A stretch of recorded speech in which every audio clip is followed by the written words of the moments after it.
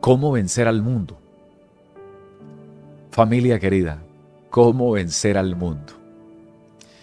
Quien se encuentra lleno del Espíritu de Dios puede vencer al mundo.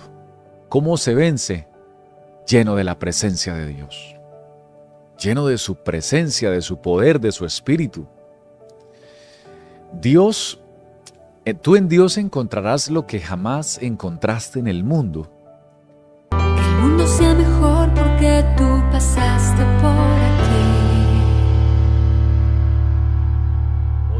A algunos jefes de su empresa, de su compañía. Otros consideran enemigos a antiguos amigos que por años fueron amigos hasta que ocurrió la decepción y luego son considerados enemigos. Aún más triste el hecho de saber que algunos consideran enemigos a algunos de sus propios familiares. Pero estimados creyentes, hoy el Señor nos revelará cuáles son nuestros verdaderos enemigos. Según la Escritura, el primer enemigo del hombre es la carne. La Biblia llama carne a la naturaleza humana, contaminada por el pecado, por supuesto, la cual produce una inclinación para hacer lo malo. La Santa Biblia dice, porque los que son de la carne piensan en las cosas de la carne, pero los que son del Espíritu, en las cosas del Espíritu. Porque el ocuparse de la carne es muerte, pero el ocuparse del Espíritu es vida y paz.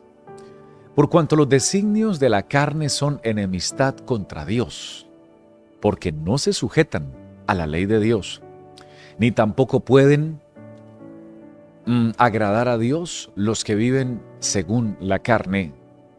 Eso lo dice la Escritura en Romanos capítulo 8, versículos 5 al 8. Pero cuando la presencia de Dios viene a nuestra vida, cuando nosotros clamamos por la presencia de Dios, Él empieza a operar en cada persona y en cada vida, efectuando un proceso de transformación y cambia nuestra naturaleza y nos da a nosotros una nueva vida en Cristo Jesús. Por eso dice Romanos capítulo 8, versículo 1, dice, ahora pues ninguna condenación hay para los que están en Cristo Jesús, los que no andan conforme a la carne, sino conforme al Espíritu. Por tanto, el primer enemigo tuyo se llama la carne y habla de tu propia naturaleza, de esa naturaleza que te inclina, que te motiva, que te mueve a hacer lo malo. Esa concupiscencia que tenemos dentro que nos quiere como alar, empujar, mover hacia lo que no agrada al Señor. Pregunta interesante, ¿cómo vencer la carne? Ya lo identificamos como un enemigo, ahora, ¿cómo vencer la carne? La respuesta es andando en el Espíritu. Andando en la obediencia al Espíritu de Dios. Digo pues, andad en el Espíritu y no satisfagáis los deseos de la carne, porque el deseo de la carne es contra el Espíritu y el del Espíritu es contra la carne. Eso lo dice la Biblia en el libro de Gálatas, capítulo 5. Cuando nosotros comenzamos a andar en obediencia al Espíritu de Dios, comenzamos a vencer la carne, comenzamos a vencer nuestros propios deseos pecaminosos. Y sucede algo hermoso. Dios nos comienza a dar la victoria sobre ese enemigo. Creo que a muchos de ustedes el Señor les ha dado grandes victorias. Y qué lindo que usted pudiera manifestarlo si así ha sido, escribiendo un comentario, una alabanza para el Señor, una expresión de gratitud a nuestro Dios, porque el Señor nos ha ido dando la victoria sobre nuestra carne. ¿Cómo la podemos vencer? Entonces, andando en el Espíritu de Dios, pero también muriendo cada día. Y esta es una expresión bíblica preciosa. Primera de Corintios capítulo 15, versículo 31 dice: os aseguro, hermanos, por la gloria que de vosotros tengo en nuestro Señor Jesucristo, que cada día muero. Atención, es la voluntad de Dios de que cada día podamos morir. ¿A qué? A nuestra carne, a nuestra vieja naturaleza, a la que nos inclina hacia lo malo y hacia el pecado. El segundo enemigo que todo cristiano tiene después de la carne es el mundo. Y el mundo lo vamos a considerar como el sistema de valores contra Dios. Es el ambiente, las creencias, la cultura, la sociedad en la que vivimos que no tiene en cuenta a Dios. Ese es el mundo. San Juan 15, 18 al 19 dice: si el mundo os aborrece, sabed que a mí me aborreció antes que a vosotros, dice el Señor Jesús. Si fueras del mundo, el mundo amaría lo suyo, pero porque no sois del mundo, antes yo os elegí del mundo, por eso el mundo os aborrece. Queridos y queridas, ninguno de los hijos del Señor se debe ni decepcionar, ni defraudar, ni entristecer, y mucho menos deprimirse, porque nos aborrezcan. No. Si a ti te aborrecen por seguir al Señor, recuerda que a Él lo aborrecieron primero. Si te menosprecian, recuerda que a Él lo menospreciaron primero. Si te dan la espalda, a Él se la dieron primero. Si te cierran la puerta, a Él también se la cerraron.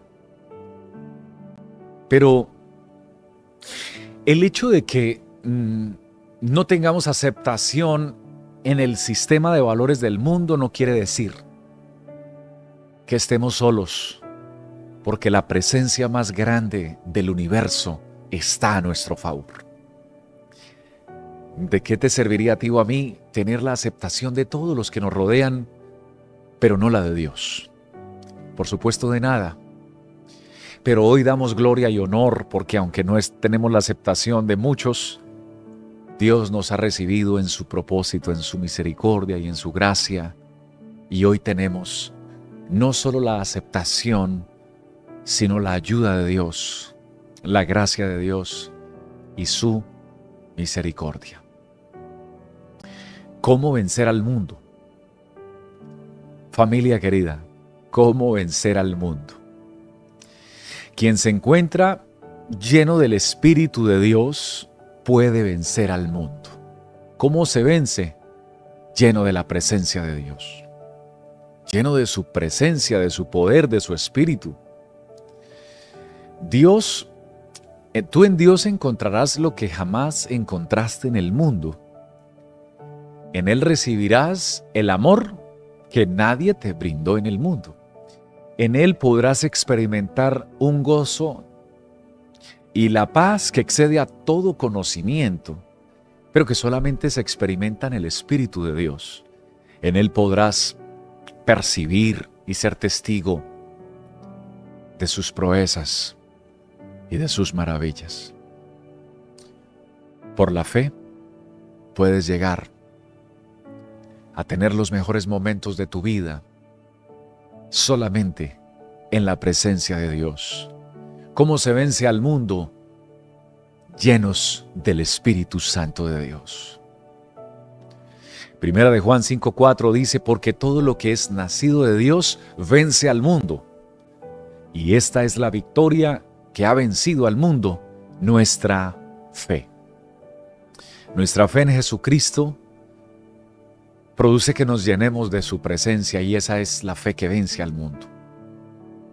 Así que debemos adquirir un carácter, no para seguir a la mayoría, sino para seguir a Jesús. Es el carácter que necesitamos. Santiago capítulo 4, verso 4 dice: ¿no sabéis que la amistad del mundo es enemistad contra Dios?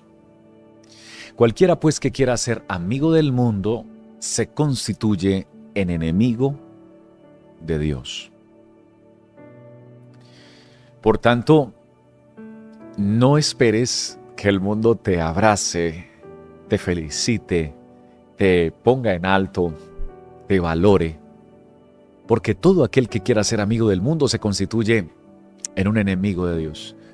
Pero cuando tú eres amigo de Dios, obedeces a Dios y le sigues y te llenas de su presencia, por supuesto el mundo te va a aborrecer, pero tendrás de tu lado al autor de la vida, al dueño de la misericordia, al Dios de la esperanza, al que tiene el poder de transformar tu corazón, tu vida, tu familia, tus hijos, al que va más allá de nuestras necesidades, porque he aquí no está la palabra en nuestra boca y Él ya la conoce. Por tanto, el Señor es el único que te puede otorgar el galardón de la vida eterna, pero también el único que te va a ayudar a levantar la bandera de la victoria en todas las batallas, carreras de la vida y desiertos por los cuales tengas que transitar. El tercer enemigo que todo cristiano tiene es el diablo. Y quiero iniciar diciéndoles que al diablo no se le debe temer, solo a Dios se le debe temer. San Lucas 10:18 dice, el Señor Jesús, que Él vio a Satanás caer del cielo como un rayo. Dios no creó al diablo, Dios creó un ángel querubín con libre albedrío y libre capacidad de expresión, también de decisión. Un ángel llamado Lucero, hijo de la mañana, y fue expulsado del cielo con la tercera parte de los ángeles que se rebelaron contra Dios porque quisieron tomar.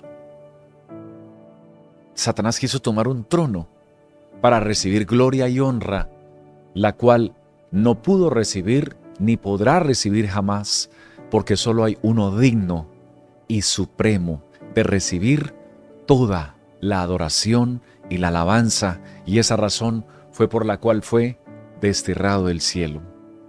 Es allí fue donde a partir de ese momento él se constituye en enemigo de la obra de Dios. Y los hombres y mujeres somos criaturas de Dios, somos obra de Dios, y Él sigue trabajando en nosotros. Por eso el enemigo o el diablo es tu tercer enemigo.